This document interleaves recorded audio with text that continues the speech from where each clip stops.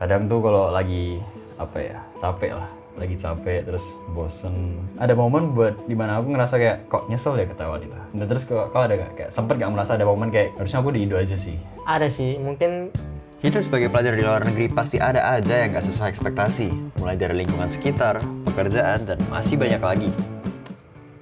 kayak Apa? bukan- Gak bagus? Gak manusiawi. Kali ini gue ngobrol santuy bareng teman gue yang udah lebih lama tinggal di sini. Namaku Nicholas Tanadi, 22 tahun dan asal kotaku dari Kota Medan. Dan di kesempatan kali ini gue tanya-tanya ke Nico tentang pengalaman dia selama di sini mulai dari sekolah, kerjaan. Berarti pernah kerja di pabrik kok? Pernah 1 tahun.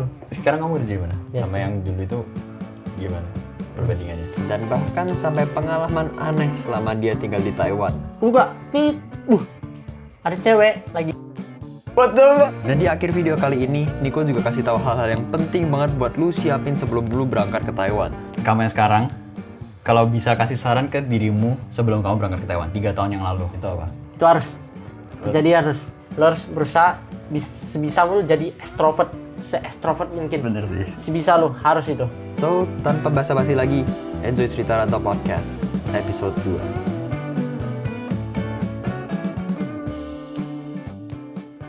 Kamu di sini berapa lama sih berarti? Kurang lebih 3 tahun. 3 tahun. Udah 3 tahun. Ini tahun ketiga atau? Ini tahun ketiga. Berarti setahun lagi lulus gitu langsung balik. Iya. Tapi berhubung kan aku baru pindahkan ke sini kan. Nah, ngulang berapa tahun? Mau tambal kelas sekitar ya kurang lebih 1 tahun sih. Oke. Itu berarti selama 3 tahun udah pernah balik Indo kamu? Belum. Jadi 3 tahun di sini terus. Sepertinya nasib kita akan sama. Oke, langsung aja nih. Kita biasalah yang pertama. Mau ceritain dong gimana pertama kali kok bisa kepikiran buat kuliah ke sini itu gimana? Oh, Kayak mungkin apa alasannya apa, terus denger dari mana sih kuliah di Taiwan ini, terus kenapa bikin akhirnya memutuskan ya udah gas ke Taiwan gitu. awal-awal sih kayak dengar dari kawan sih kan. Kayak pertama-tama dengar dari kawan ya kan. Kan aku habis tamat kan itu aku ada break 1 tahun itu kan buat kerja. Ya pas break 1 tahun itu aku nanya kawan dulu yang udah ke Taiwan. Gimana perasaannya ke Taiwan kan. Terus dibilang katanya, boleh sih katanya di sini kayak lingkungannya kayak very kayak gimana? Friendly anjing. Oh, emang iya? Iya, lumayan. Lumayan. Terus katanya kan di sini kan bisa mandiri kan, kerja sambil kuliah. Waktu awal kamu langsung ke Kilong berarti? Enggak, awal-awal ke Kaohsiung dulu, Kaohsiung. Baru pindah ke Kilong. baru pindah ke sini. Terus? Terus ya udah, aku break 1 tahun, kerja dulu setengah tahun. Habis itu daftar di agen, adalah nama agennya. Kemudian ya udah, habis itu kita ke Taiwan. Terus ya udah Ya sampai udah, sekarang sampai sekarang. nggak balik Indo Nggak gitu. balik Ya? Indo sama sekali. Terus kalau gitu berarti tiba-tiba banget gak sih? Atau emang udah lebih direncanain dari waktu misalkan masih SMA belum lulus, ada kepikiran oh mau ke Taiwan nih nanti atau mau kuliah ke luar negeri, atau yaudah waktu kan berarti lulus SMA kamu ada break kan? break 1 1 tahun. tahun, iya. Sama sih kurang lebih gitu. Ada break 1 tahun. Kamu kepikiran buat ke Taiwan itu waktu di tengah break ini, di gap year ini, atau waktu SMA atau gimana udah ada pikiran mau ke Taiwan lah besok gini. Atau mungkin ke luar negeri lah, nggak mesti ke Taiwan gitu. Ya pas SMA aku ada kepikiran sih mau ke negara lain selain dari kota Indo kan, karena kan dengan tujuan kayak mau mandiri kan, mau jauh dari keluarga gitu kan. Tapi pas break itu aku semakin yakin karena kan aku udah nanya kawanku ya kan, yang tadi aku bilang itu, ya dari situ mulai Terus kayak ada tertarik. ketertarikan gitu, Tapi akhirnya kenapa ke Taiwan? Kenapa nggak mau yang lain? karena lebih murah, Lebih murah. Alasan kita sama berarti. lebih murah. Awalnya mau nomor di ke Australia. Iya awalnya mau ke Australia. Kurang lebih gitu ya orang-orang itu ternyata ya. Tapi udah pernah itu apply visanya belum? Atau emang udah karena lebih murah ya udah langsung ganti ke Taiwan gitu? Iya, Langsung ganti ke Taiwan. ganti plan lah lebih tepatnya. Soalnya kalau yang si Falan itu kan dia bilang kalau nggak salah sempat apply atau gimana kan. Tapi nggak jadi, terus ya udah akhirnya baru pindah ke Taiwan. Tapi dia dari awal emang mau keluar negeri gitu loh. Iya. Sebelum keluar negeri. Terus kayak udah 3 tahun di sini nih, berarti kan udah cukup lama. Aku setahun aku setahun lebih ya, rasanya udah cukup. Nggak tahu sih kerasa lama, kerasa gak lama juga. Tapi ini aku mau tanya sih sebenarnya, soalnya belakangan nih aku ngerasa lah. Ngerasa kayak kadang tuh kalau lagi capek lah, lagi capek terus bosen, nggak kayak repetitif lah semuanya, rasanya kuliah terus kerja ya udahlah nanti habis buat bayar orang sekolah gitu kan. itu ada rasa kayak jadi malas nih ngapain aku ke Taiwan itu kan, ternyata nggak beda jauh di Indo juga. Jujur ini ceritaku sih, rasanya tuh kayak apa ya, di Taiwan kok tidak seindah yang aku kira itu. Soalnya dulu di Indo tuh ya kayak aku dibilangin gini, oh kamu di Taiwan tuh bisa nabung, duitnya banyak kan, gaji tuh segini bisa nabung. Aku dari Indo udah ekspektasi kayak di Taiwan paling kerja nabung 3-4 bulan beli kamera bisa lah. Nyatanya kita lihat di sini masih pakai HP saya buat rekaman ya kan. Terus ternyata ya itulah yang bikin aku kayak ada momen buat dimana aku ngerasa kayak kok nyesel ya ke Taiwan itu kadang. Nah, terus kalau ada gak, kayak sempet gak merasa ada momen kayak gimana, merasa harusnya aku di Indo aja sih, nggak usah kesini gitu? Ada sih, mungkin karena awal-awal pas aku datang kan aku di Kaohsiung kan. Kan di Kaohsiung itu kayak lingkungannya kayak gak sesuai ekspektasiku yang ada, yang selama ini aku bayangkan gitu di Taiwan. Maksudnya kayak pas awal-awal aku sampai Taiwan kan aku di Kaohsiung dulu kan, di sekolahnya adalah namanya. Kemudian di sekolah itu asramanya itu kayak apa? Gak bagus. Gak manusiawi. Sumpah. Manusianya kotor atau gimana? Atau peraturannya? Super kotor. Terus peraturannya macam-macam. Peraturannya kayak bebas, liar gitu kayak. Kayak di sana kayak kan harusnya kan di asrama Taiwan pada umumnya kan nggak boleh masak gitu kan. Tapi di sana boleh masak free. Rokok mau di kamar boleh free. Terus kamar mandi asrama semua nggak ada petugas kebersihannya. Jadi kayak full jorok. Itu yang bikin kamu pindah ke sini? Iya, itu salah satu alasan. Aku kira gara-gara asramanya doang. Terus? Itu. Kemudian kayak apalagi nggak sesuai ekspektasi, kayak teman sesama Indo kah, atau misalnya dulu kamu waktu di Kaohsiung itu ada teman orang lokal juga nggak? Nggak ada. Full Indo berarti? Full Indo. Orang Taiwannya dikit kali. Berarti itu kampus buat Indo doang kesannya? Iya, kayak kampus buat TKI. Betul. Belajarnya apa? Langsung penjurusan atau belajar bahasa dulu? Enggak, langsung penjurusan. Aku masuknya di digital management dulu. Tapi full Indo? Full Indo. Pengajarnya orang Taiwan tapi full pakai bahasa Inggris. Nggak ada pakai bahasa Mandarin. Soalnya kan TKI semua kan. Enak nggak sih? Nggak enak. Nggak sesuai ekspektasiku. Dan ini lebih enak kayak, menurutmu lebih enak diajar pakai bahasa Mandarin? Iya. Ya? Iya. Kayak tujuan kita ke Taiwan buat apa? Iya sih, emang sih. Tapi ya harus bedain. Iya. Betul. Cuma aku kan kadang ngerasa kayak, aku ngerasa Inggrisku sama Mandarin kan masih lebih bagus Inggris kan. Jadi kadang ngerasa kalau di kelas tuh ngerasa tertinggal itu. Ngerasa kayak yang teman-temanku, soalnya kalau di kelasku itu orang Indo 3 doang. Serius, cuma aku sama 2 orang lain temanku. Sisanya tuh untungnya kelasnya nggak terlalu banyak sih anaknya. Total tuh cuma 15 orang. Jadi 3 orang Indo, 12 orang Taiwan. Jadi kita rada bisa gampang lah ngeblendinnya. Tapi kalau waktu pelajaran tuh kayak gurunya jelasin pakai yang kata-kata yang nggak basic lah pasti kan, kayak di kuliah lebih baku lah. Terus kayak ngomongin misalnya tentang manajemen konsumen, kayak perilaku konsumen, terus manajemen travel gitu, itu kan udah bahasanya rada beda kan. Ada yang aku paham karena gurunya mencoba nge-breakdown kayak pakai bahasa yang simple. Ada yang yaudah jelasin hilang. Jadi aku bener-bener kayak tiap ujian untungnya ya dibantu sama gurunya. Kalau enggak aku udah ngerasa kayak ngapain aku di sini, kayak buang-buang waktu banget kan. Makanya aku merasa kayak kenapa nggak nyari yang bahasa Inggris aja gitu kan. Tapi kalau menurutmu malah lebih enak pakai bahasa Mandarin karena lebih bisa belajar. Iya, lebih bisa tingkatin sih lebih turunnya. Kamu waktu kesini ada basic Mandarin nggak? Ada dikit doang sih, kayak basic doang. Paling basic kayak basicnya anak kecil gitu. Lu tau gak sih? Tapi di keluarga kau ada yang bisa ngomong Mandarin? Nggak bisa, full nggak bisa. Serius nggak bisa. Ternyata tidak, aku sendiri. Aku kira orang Medan tuh pada bisa Mandarin. Nggak semua. Tapi pada jago-jago gitu kan. Basic adalah basic doang. Terus kayak balik lah kayak tadi yang apa? Kayak ngerasa nggak cocok kan tadi. Tadi malah muter kemana kan. Cocok itu gara-gara asrama. Terus pertama asrama, kedua kayak sistem belajarnya itu kayak, kan kami di situ belajarnya cuma dari jam 8 pagi sampai jam 12 siang. Oh ya? Setiap hari? Sampai hari Jumat. Full. Jadi dari jam 12 sampai malam kerja. Setiap hari? Iya. Wow. Sebisa kita lah. Kalau kita pengennya setiap hari ya setiap hari. Sama ada program kayak gitu ya, aku nggak tahu. Aneh. Terus makanya pindah ke sini. Di situ berarti kamu ada bayar kayak denda gitu nggak? Nggak ada. Langsung cabut terus? Langsung bayar uang semesteran full, terus urus perpindahannya kan, langsung pindah ke sini. Di sini berarti bayar uang sekolah mana SMP? Sama sih, Sama. 50-an, sama. Tapi masih lebih worth it yang sini untuk. Lebih worth it sini. Tapi dari digital management, kamu dari awal emang pengen masuk dunia digital management gitu kah? Mungkin awal-awal pas nanya agen kan, aku tanya kayak apa aja sih jurusannya ada di situ kan, kayak dibilangnya ada ini kayak yang aku boleh sih kayak tertarik di bagian ini sih.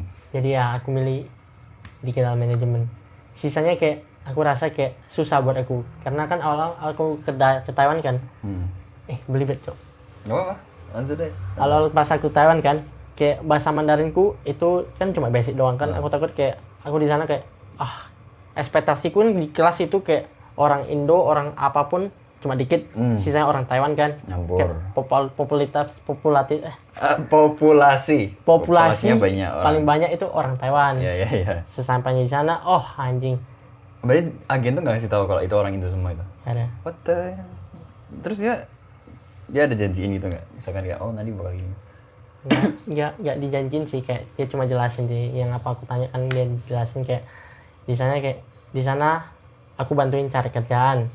Terus kerjaannya kayak ya awal kan pasti kerjaannya di pabrik dulu katanya gitu, pelan-pelan, nanti kalau udah Mandarinnya udah jago kayak lu mau cari kerjaan lain masih bisa gitu kan. Aku bilang nggak apa-apa kan, berhubung Mandarinku kan adalah dikit-dikit doang kan, jadi nggak pede ya. Aku bilang nggak apa-apa, pelan-pelan aku belajar di situ kan. Ya udah sampai di situ.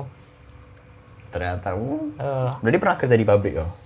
Pernah 1 tahun. Katanya gajinya lebih gede nggak sih? Nggak ada. UMR Taiwan. Oh iya. Waktu kemarin sama temanku bilang kerja di pabrik gajinya sampai 50 dan lain-lain. Mungkin yang dimaksud dia kan kerjaan di pabrik kan full itu kan. Satu hari kan kita bisa kerja dari pagi sampai malam sampai pagi gitu kan. Nggak ada Karena shiftnya gitu? ada shiftnya. Mungkin karena ada shiftnya itu kita bisa capan gitu kan. Jadi kayak cukuanmu mau minta lu capan itu bisa, karena kan kita berhubungan dengan mesin. Ini kan bukan berhubungan langsung dengan konsumen. Iya. Jadi kayak mesin yang bekerja, kita cuma pantau. Capek? Lumayan, tapi bosan. Kerjanya ngapain sih kayak gitu? Tempat kau waktu itu? Tempatku di pabrik pesawat. Aku kerja di pabrik Bikin pesawat? Bukan. Bikin yang kayak Spare partnya gitu? Spare part pesawat yang kecil-kecil. Jadi aku di bagian kayak apa yang dibilangnya? Mau dibilang gimana ya? Kayak las gitulah.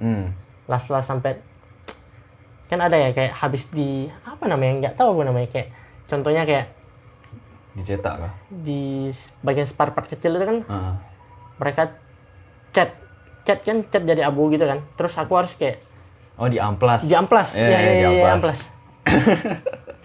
Terus itu kau manual tapi? Pakai mesin.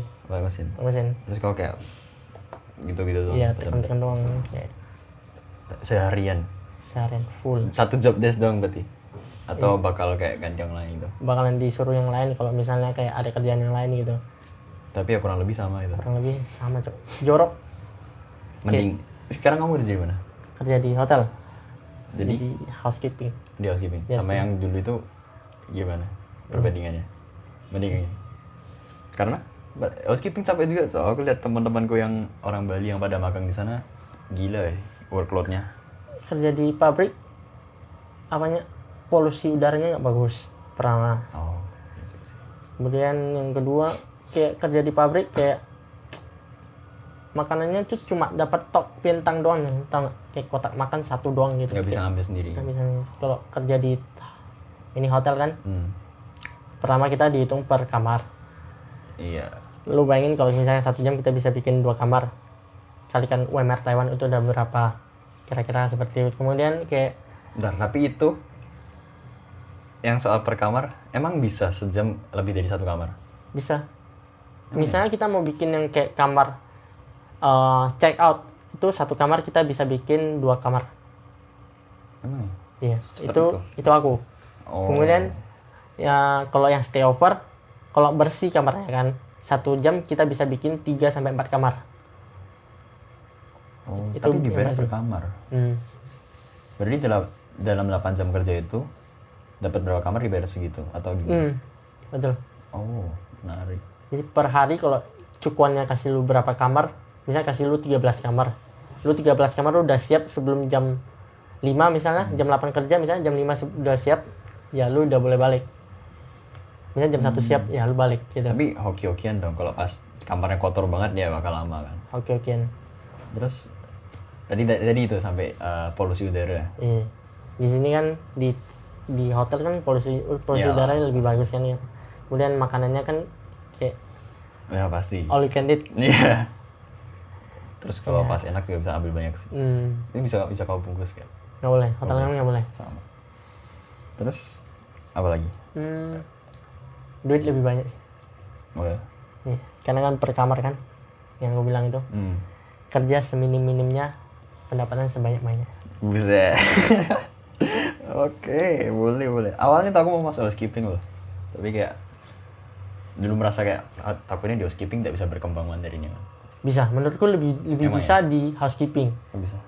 Kalau di Waitang kan di jadi waiter kan bisa ketemu orang langsung ngomong.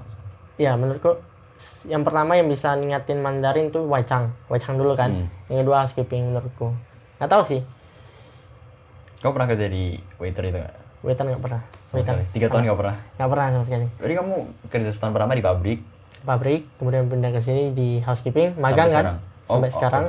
Tapi di sela-sela magang itu kan, kayak abis magang itu kan, aku habis magang, aku pindah ke Nechang, Oh, masak.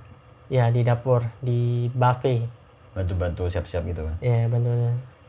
Kemudian nggak bertahan lama kan, karena buffet kan, kayak mulainya kan pagi kali itu kan, kayak aku iya, dari iya. sini, aku dari sini jam 5 pagi udah harus bangun kan, malah bus pagi-pagi nggak ada. Iya, betul. Dikit kali.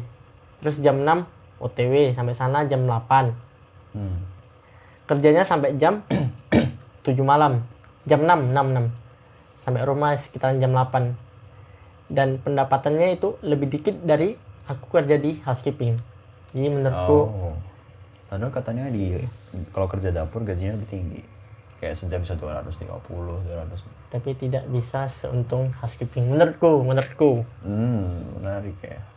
Kalau aku dulu makannya dari awal di waiter, terus pindah sekarang room service. Tapi waiter emang itu sih, kalau di tempat makan itu kan, di resto lah apapun, yang aku lihat dari teman-temanku juga yang pada kerja di resto itu, minusnya menurutku satu paling mencolok. Apa tuh? Kayak dia kadang kalau sepi, ya udah kau nggak kerja. Sementara kalau kita part time kan kita butuh kerja buat dapet uang. Kalau magang ya udah kau magang kan pokoknya kau digaji sebulan, kalau libur ya udah malah enak. Iya. Kalau part time kan kalau libur ya berarti nggak dapet uang. Iya. Kayak teman-teman gue banyak yang akhirnya cari double job dan lain-lain ya karena satu tempat kerja itu kita ada maksimal 20 jam seminggu itu kan yang peraturannya kan. 20 jam aja gak nyampe. Jadi mereka harus cari yang tempat lain. Itu kadang juga tiba-tiba udah dijadwal H-1, H-2 dibilang, "Oh, besok nggak orangnya dikit jadi kamu gak usah kerja." Kayak yang dia ambil yang orang magang gitu-gitu. Ya, kenyataannya begitu, makanya cukup bersyukur lah sekarang kerjaanku sekarang. Karena nggak apa ya bahasanya? Nggak sefluktuatif di itulah. Nggak fluktuatif kayak waktunya at least kayak aku kan di room service. Jadi 24 jam buka. Kayak kita nggak tahu ramenya kapan. Jadi kayak aku tetap pasti at least bisa dapat 20 jam seminggu. Gitu sih, tapi ya cuma 20 jam nggak bisa nambah lebih gitu nggak Seru. enak. Penasaran aku. Bosen sih. Karena Bosen tapi aku bersyukur. Kayak coba jelasin. gini, kerjaannya kalau di room service itu simpelnya kamu tau di hotel. Kamu stay di hotel, kan ada menu dan lain-lain kan. Bisa pesan langsung dari hotel. Kamu di kamar, gak usah ke cafe, gak usah kemana-mana. Langsung diantar ke kamar. Nah, kerjaanku yang nganter itu. Yang nganter pesanan orang dari hotel gitu-gitu. Ya orang di dalam hotel pesan, yaudah aku antar, selesai. Kerjanya sebenarnya sesimpel itu. Cuma antar, terus kalau orang check out, ambil pulang, terus ngelap-ngelap lah. Paling ya itu, cuma kerjaan utamanya nganter. Di tengah-tengah jam itu kalau lagi nggak ada pesannya, ngelap-ngelap, bersih-bersih, siap-siapin gelas dan lain-lain tuh. Terus ada yang satu lagi namanya kayak kalau kita datang ke hotel kadang dapat namanya complimentary kan. Kayak mungkin ada kayak gift lah atau itu aku juga yang masukin ke kamar gitu. Ya beda lah sama housekeeping. Kadang ada yang mikirnya housekeeping, room service itu sama Beda-beda. orang sini kan bilangnya fang wufu gitu. Fangupu. Ya kan, jadi kayak maksudnya kamar pokoknya gitu. Enggak, padahal beda. Ya kerjanya kurang lebih gitu. yang bikin bosan adalah kadang kalau rame cukup enak karena kamu turun. Kalau aku di tempat kerja aku tuh kan lantai 1 kan, istilahnya kayak base-nya lah. Kita siap-siapin semua di lantai 1. Lantai 1, bawa antar kamar, masuk, keluar, turun lagi, antar yang lain, nggak kerasa. Tapi kalau begitu udah sepi, itu kita nggak boleh kelihatan nganggur. Jadi di bawah tuh kayak bingung kan, apa ini? Kadang garam gitu kan, buka-buka. Sebenarnya masih penuh, aku tau masih penuh. Pura-pura, oh ya penuh, tutup gitu kan, kayak liatin ada orang liatin apa enggak. Terus kadang yang like kan ada nota-nota tuh. Aku lihat yang tadi pesan mana, aku catetin, naik lagi. Aku bilang alasannya mau ngecek siapa tahu dari taruh luar sama tamunya itu. Oh ya udah, naik turun. Jadi tetap sih lebih bersyukur daripada di waiter. Kalau menurutku ya, karena aku nggak pernah di housekeeping, pernahnya di waiter. Waiter di tempat kerja aku yang lama tuh bener-bener nonstop. Satu karena tempatku dulu itu karena dia shift kan sistemnya. Jadi nggak bisa ambil jadwal seenaknya. Kalau di tempatku bisa, misalkan aku bilang nih harusnya hari ini jam 5 kerja, tapi aku bilang telat ada kelas jam 6 baru bisa sampai. Nggak apa-apa, kamu mau pulang jam 9 tetepan boleh, berarti kan kerjamu 3 jam. Mau pulang jam 10 boleh. Jadi simpelnya gitu, enaknya gitu kalau di room service, fleksibel banget waktunya. Kalau dulu aku di yang tempat waiter itu nggak bisa, pokoknya harus ikut shift ini. Dan itu kalau di waiter dulu karena aku materi juga goblok kan dulu kan. Sekarang juga masih kurang sih, tapi at least sedikit lebih bisa dengar, lebih bisa menyampaikan maksudnya tuh gini pelan-pelan gitu kan. Dulu bener-bener kayak ya, tapi nggak bisa jawab, jadi nggak bisa menjelaskan sesuatu. Dulu cuma kerjaannya muter, bawa nampan, ambil udah kotor itu kan. Itu muter terus nggak boleh berhenti, jadi ambil, muter sekali, terus taruh yang tempat kotor. Udah, jalan lagi. Jadi tuh nggak boleh misalkan kamu nggak ada alasan, oh itu yang tamunya belum selesai makan kok, nggak bisa. Ya kamu selesai nggak selesai kamu harus muter. Siapa tahu orangnya nanti selesai gini, kamu dipanggil gimana. Jadi nggak bisa bener-bener diem. Kalau di room service enaknya, kamu misalkan tadi kan gini, dari lantai 1 antar ke lantai 12 misalkan. Masuk lift, nunggu lift, di lift ini kan ada jeda waktu lah, bisa ada diem bentar. At least dulu tuh makanya bersyukur di room service karena at least bisa diem. Berdiri diem tuh bener gue udah bersyukur banget. Dulu di waiter aku nggak bisa. Makanya buat yang kerja waiter aku bener-bener kayak gila sih loh. Apalagi udah waiter nambah jam kerja tuh aku kayak respect bro. Kayak gak kuat ya. Kayak udah capek banget pasti. Terus waktu kayak kerja gitu kau ada itu nggak? Misalkan pengalaman unik kayak atau aneh bahkan yang lucu lah yang membuka. Soalnya ya kadang sering sih dulu waktu aku masih di asrama juga sama si Valen tuh kan. Tiap pulang kerja ada ya cerita. Jadi kayak kau tau nggak tadi gini. Ada misalkan guestnya, dia kan si Valen dulu kan juga dia waiter juga kan. Ada yang guestnya aneh-aneh, ngomong bahasa nggak bisa Mandarin, Valen juga nggak bisa ngomong sama dia juga. Terus kayak gimana, pokoknya macam-macam lah. Kayak kau ada nggak misalkan kayak gitu? Atau bahkan sama, mungkin nggak sama customer lah, sama atasan. Pas magang sih aku pernah ngalamin kayak, kan SOP pas housekeeping kan kayak kita harus pas mau masuk kamar itu kan kita harus ketok pintu, tekan bel, terus kita kayak di hotel itu harus bilang housekeeping gitu kan, selama 3 kali. Terus kayak aku anggap remeh, aku kan nengok itu kan setiap pintu kan ada ini yang buletannya itu kan, aku nengok nggak ada cahaya kan, ya udah aku kayak main spam, housekeeping, housekeeping, aku buka, ada cewek lagi ganti celana. What the fuck? Kemudian kayak, aku bilang, I'm sorry. Kayak, aku kan berhubung kayak panik kan, nggak bisa bahasa Inggris kan, kayak nggak kepikiran mau bilang apa, kayak aku langsung tutup gitu kan. Langsung aku telepon ini seniorku. Pertama aku telepon seniorku, aku bilang kan, aku cerita kayak, tadi aku mau masuk kan, mau bikin kamarnya. Kemudian kayak, aku nggak sadar kalau di dalamnya ada orang. Kupikir nggak ada orang. Karena kan aku nengok, itunya bolongannya kan. Dan katanya, jadi gimana? Tamunya di dalamnya ngapain? Aku bilang, lagi ganti celana. Terus dia tanya, cowok apa cewek? Aku bilang, cewek. Dia bilang mati lah. Dia bilang, ya udah aku ke situ katanya kan. Udah aku sama dia bareng. Kami berdua ketok pintu sekali lagi, tapi versi yang slow-mo kan. Sesuai SOP. Terus berhubung kan yang senior kan orang Malaysia. Dia kan orang Malaysia, lu tau nggak? Ya kayak jago bahasa Inggris, jago Mandarin. Dia bantu aku ngomong, katanya ini anak magang, katanya kayak dia barulah kayak sorry kayak mau minta maaf gitu lah, kayak Masih trainee lah apa gitu kan. sebisa dia lah ini Terus dia ngomongnya. gimana? Marah? Terus ceweknya kayak ya aman, Aman. clear. Untungnya. Terus ya apa ya? Tanya lah, ini udah mendekati akhir lah. Planning ke depan lu gimana? Ada nggak? Setelah lulus lah atau misalkan apa gitu, balik Indo atau stay di sini atau gimana? Aku sebenarnya ditawarin sama ini manajerku kan di hotel yang sekarang aku kerja kan. Dia bilang, ditanyain nanti pas tamat gimana rencananya, karena aku bilang kayak masih 50-50 antara balik Indo atau lanjut ke negara lain kan, aku bilang gitu kan. Terus dia bilang, Berarti kamu nggak mungkin stay di sini? Kamu nggak mau stay di sini? ada mungkin kayak 50-50 gimana bilangnya, kayak 35 gitu.